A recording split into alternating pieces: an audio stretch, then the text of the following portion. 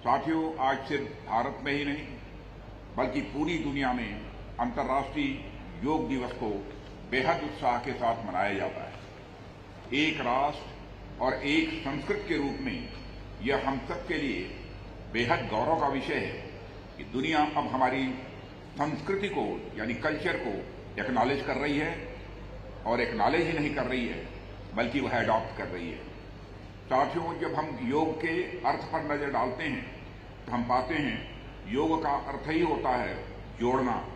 यह मनुष्य को प्रकृति से जोड़ता है, हमारी आत्मा को परमात्मा से जोड़ता है, यह लोक को परलोक से जोड़ता है और सबसे महत्वपूर्ण बात यह है कि हमारी बॉडी माइंड को भी यूनाइट करता है।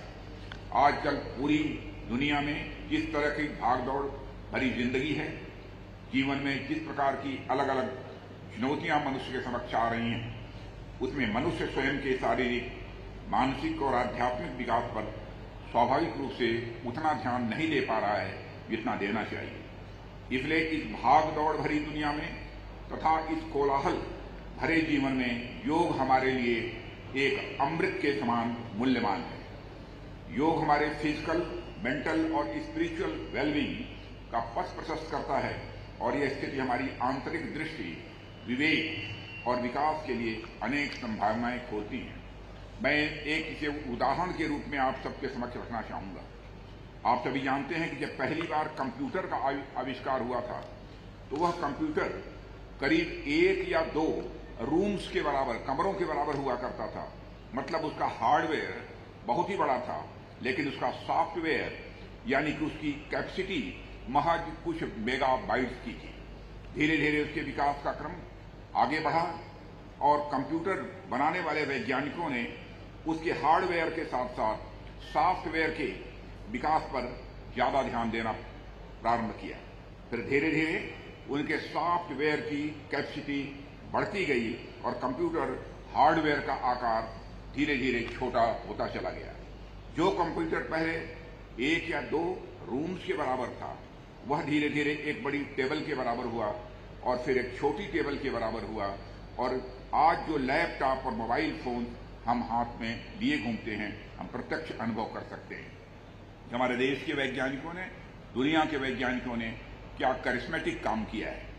मेरे कहने का अर्थ है, जैसे जैसे कंप्यूटर के सॉफ्टवेयर की कैपेसिटी बढ़ती गई और उसका हार्डवेयर छोटा होता चला गया और वो कंप्यूटर भी कहीं और ज्यादा इफिशिएंट वे में काम करने लगा, ठीक उसी प्रकार यदि हम अपने इस पूरे शरीर को हार्डवेयर मान लें और अपने मस्तिष्क को सॉफ्टवेयर मान लें, तो जैसे जैसे हम अपने सॉफ्टवेयर पर ध्यान देते जाएंगे, हमारा हार्डवेयर उतने ही इफिशिएंट वे में काम करता जाएगा। और हमारे लिए इस माइंड रूपी सॉफ्टवेयर पर ध्यान देने में योग से बड़ा माध्यम इस समय दुनिया में दूसरा कुछ नहीं है। आपने अपने आसपास देखा होगा कि लोग अपनी फिजिकल, मेंटल और स्पिरिचुअल वेलबींग के लिए न जाने कितने पैसे खर्च करते हैं। विगत कुछ वर्षों में आपने यह भी देखा होगा कि किस प्रकार से नौजवानों में ऐसी कई बीमारियां हमें देखने को मिलती हैं जो सामान्यतः प्रौढ़ावस्था के बाद मनुष्य के शरीर में आती हैं। इसके अलावा लोगों में एंजाइटी, डिप्रेशन जैसी समस्याएं भी लगातार घर करती जा रही हैं। मैं आपको बताऊं, मैंने अपने जीवन में ऐसे अनेक धनाढ्य लोगों को देखे हैं जिनके पास पैसों की कोई कमी नहीं है, लेकिन उनके मन में कहीं न कहीं एक अशांति का भाव बना रहता है। वो अपनी शारीरिक, मानसिक और आध्यात्मिक शांति हासिल नहीं कर पा रहे हैं। ऐसे में लोगों को यह समझना होगा कि किसी भी प्रकार की शारीरिक, मानसिक और आध्यात्मिक अशांति से हमें निकालने में योग के अलावा और कोई दूसरा विकल्प नहीं है। यह तो एकदम जीरो बजट माध्यम है, 1 पैसे का भी इसमें खर्च नहीं है। यहां आपका इन्वेस्टमेंट जीरो है, लेकिन आपको प्रॉफिट इतना मिलेगा कि आपने उसकी कभी कल्पना भी नहीं की होगी। हमने कोविड-19 के दौरान भी इस योगा के करिश्मा को देखा है। अनेक रिसर्चेज भी हमें बताती हैं कि मनुष्य की इम्यूनिटी को बढ़ाने में योग ने पूरे पैंडेमिक के दौरान बहुत ही महत्वपूर्ण भूमिका निभाई है। साथियों, आप जानते हैं जो समुद्र में जितना गहरा उतरेगा वह उतने ही मोती प्राप्त करता जाएगा। अर्थात आप योग में जितने गहरे उतरते जाएंगे उतना ही आप धारणा, ध्यान और समाधि की ओर भी स्वाभाविक रूप से बढ़ते जाएंगे। लेकिन योग के शारीरिक पक्ष को तो मुझे लगता है कि हम में से प्रत्येक को अपने जीवन में अपनाना ही चाहिए। साथियों, योग तो युगों युगों से भारतीय सभ्यता और संस्कृति का एक अभिन्न अंग बना हुआ है। हम ऐसे देश के निवासी हैं जहां अपनी योग साधना के रूप में हमारे ऋषि और मनीषी हमारे समक्ष एक अमूल्य विरासत छोड़कर गए हैं। हमारे यहाँ तो योग को मानव सभ्यता जितना प्राचीन माना गया है। आपने सुना होगा कि रामायण, महाभारत व पवित्र ग्रंथों में ऐसे प्रसंग अनेक बार आते हैं जहां मनुष्य ने सिद्धियां प्राप्त करने के लिए योग का ही सहारा लिया है। यहाँ मैं योग का अर्थ सिर्फ कुछ आसनों से नहीं है, बल्कि योग इससे कहीं अधिक व्यापक है और योग का संबंध कर्म, ज्ञान और भक्ति भी है।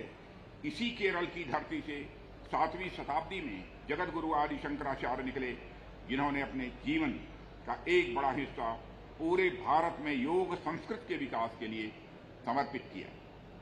उन्होंने भारतवर्ष की योग संस्कृति के बदलाव के माध्यम से वह संदेश दिया कि जिस प्रकार एक फूल तभी सुंदर दिख पाता है जब वह अपनी पूर्णता में खिला होता है, ठीक उसी प्रकार मनुष्य भी तभी विकसित हो सकता है जब वह अपने शरीर और मस्तिष्क की पूर्णता से कार्य करे। हम इस संदर्भ में भगवान बुद्ध का भी उदाहरण ले सकते हैं।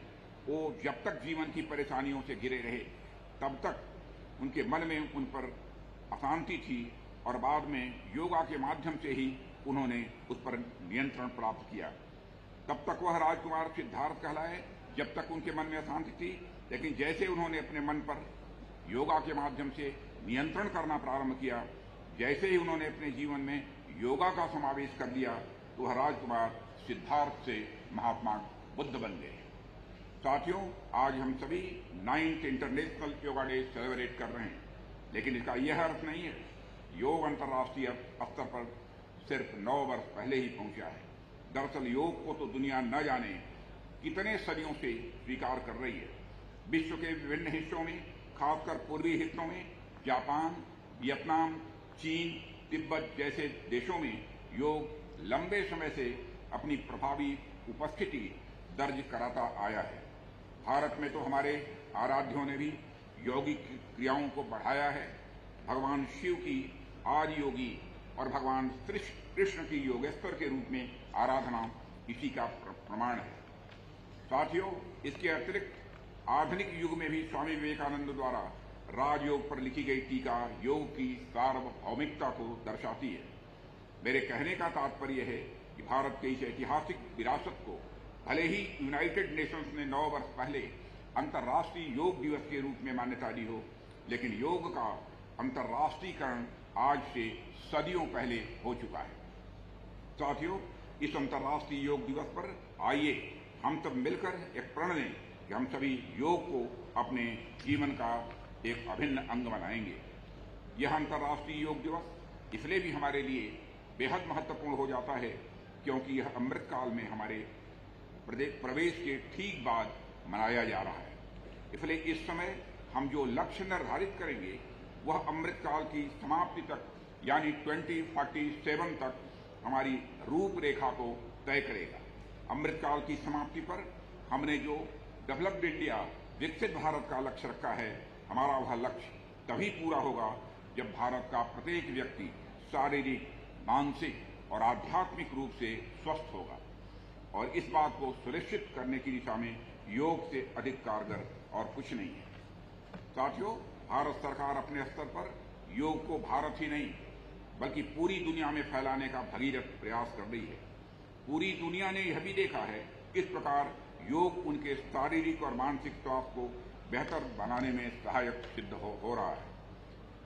इसलिए आज के अवसर पर ज्यादा कुछ न कहते हुए मुझे सचमुच ये अत्यधिक प्रसन्नता हो रही है कि हमारे भारत के रिच कल्चरल हेरिटेज को आज सारी दुनिया स्वीकार कर रही है। इसलिए आज के इस अवसर पर मैं पुनः आप सबको अपनी हार्दिक शुभकामनाएं देता हूं। और अंतर्राष्ट्रीय योग दिवस के अवसर पर आप सबको बधाई देते हुए अपना निवेदन समाप्त करता हूं। नमस्कार, मैं हूं मानक गुप्ता। अगर आपको हमारा ये वीडियो पसंद आया हो तो इसे लाइक और शेयर जरूर करें और हां, हमें सब्सक्राइब और फॉलो करना ना भूलें ताकि आप देश और दुनिया की कोई खबर मिस ना करें। तो जुड़े रहिए हमारे साथ और देखते रहिए News 24।